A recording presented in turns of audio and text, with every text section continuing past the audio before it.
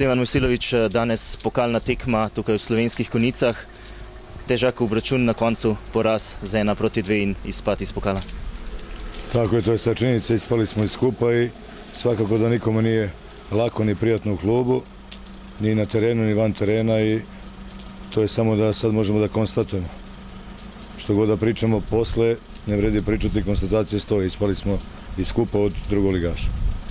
Kako zdaj naprej, sledi že Olimpija v nedeljo, za vami sta 2 huda poraza?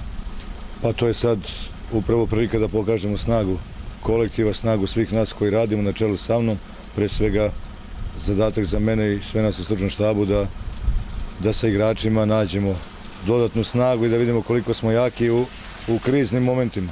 Očigledno da su ovo sad krizni momenti, ali nisu isti.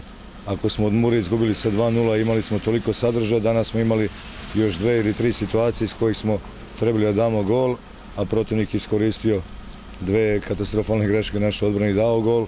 Znači nije ista utakmica. Danas nema razloga ni za kakvo traženje nečeg dobrog. Ako je protiv Mure bilo, Olimpija dolazi, život i dalje, prvenstvo ide dalje i ne samo da se na muci poznaju junaci, nego jednostavno u sportu je puno poraza i pobjeda.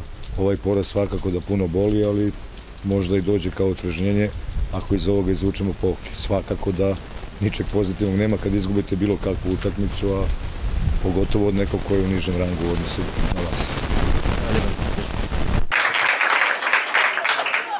Uigrao Petršev, številka 13, Davorin Gosak.